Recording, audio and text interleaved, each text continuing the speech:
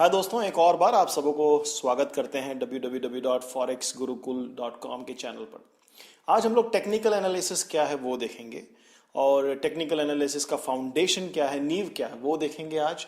उसके स्ट्रेंथ्स क्या है और उसके वीकनेसेस क्या है, उसकी सीमाएं क्या है, टेक्निकल एनालिसिस के लिमिटेशंस क्या है, उसके दायरे क्या है, उसके आगे वो काम कर पाता है कि नहीं कर पाता है और उन दायरों को कैसे हम ओवरकम करें। ये चार चीजें हम इस वीडियो में देखेंगे। अगर आप ध्यान से देखेंगे तो आपको समझ में आएगा, अगर आप फॉरवर्ड करेंगे, आगे पीछे करेंगे तो आपको नहीं समझ में आएगा। मेरा आपसे यही अनुरोध रहेगा कि आप जब आपके पास टाइम हो तब आप आके देखिएगा।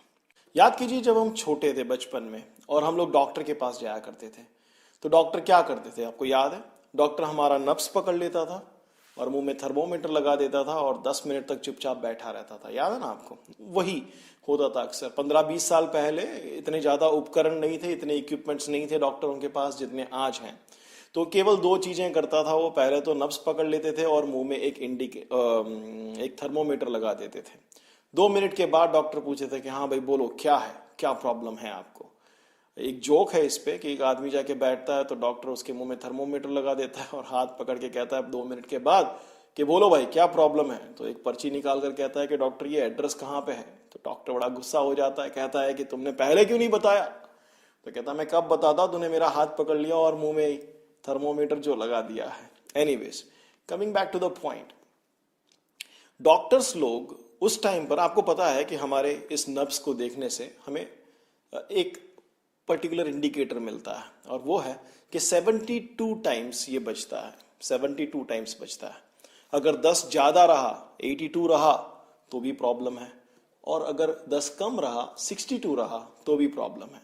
तो डॉक्टर इसका अनुमान लगाते हैं कि अगर नॉर्मल है आदमी तो ये 72 होगा और अगर थोड़ा बहुत भी आगे पीछे हुआ तो उसमें प्रॉब्लम है। तो उन्होंने बीमारी को दो में विभाजित किया, एक कि जिसमें ये 72 के ऊपर बचता है, दूसरा कि जिसमें 72 के नीचे बचता है। उन्होंने केवल इतना अंदाजा लगाने की कोशिश की कि इस पल्स के अंदर तेजी है कि मंदी है। अगर तेजी है तो उसका एक अलग इंटरप्रिटेशन निकलता है और अगर मंदी है तो उसका अलग इंटरप्रिटेशन निकलता है। फिर उन्होंने दूसरा एक इंडिकेटर लगा दिया मुंह पर।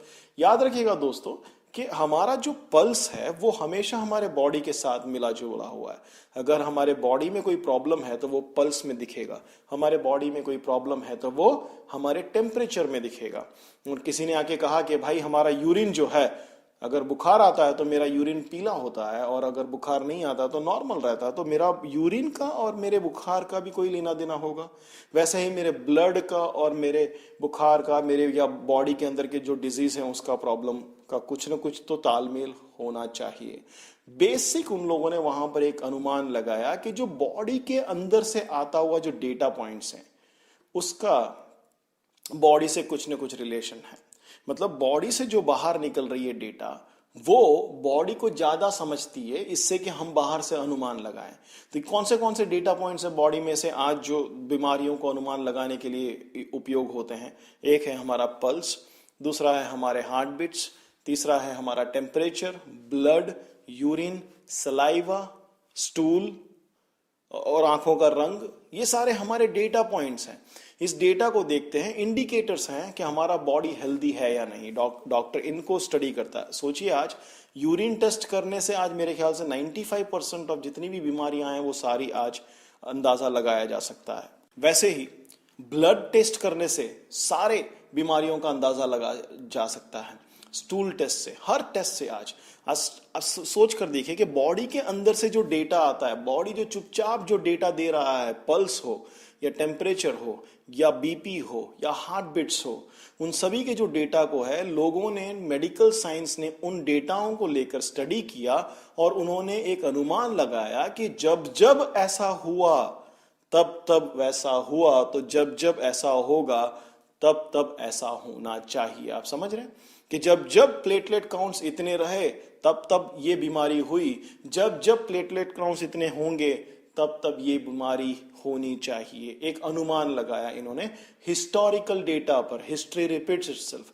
अगर इतने सारे लोगों के साथ ये हुआ है तो आने वाले लोगों के साथ भी वही होगा। तो इसका एक फाउंडेशन बड़ा सिंपल है कि हिस्टोरिकल डेटा जो है आज मेडिकल साइंस लाशों को स्टडी करने के बाद उसमें से सीख कर आज जिंदा लोगों पर इस्तेमाल करती है। उसका यही वजूद है कि जब जब ऐसा हुआ तब तब ऐसा हुआ, तो जब जब ऐसा होगा तब तब वैसा होगा। अगर यूरिन ने इस केमिकल से रिएक्ट किया है तो ये बीमारी होती है, तो इस केमिकल से वापस किसी का यूरिन रिएक्ट करेगा तो यही बीमारी होगा। ये एक ऐतिहासिक डेटा को लेकर जो बीत चुकी है किसी और पर, उस डेटा को लेकर एक अनुमान लगाया।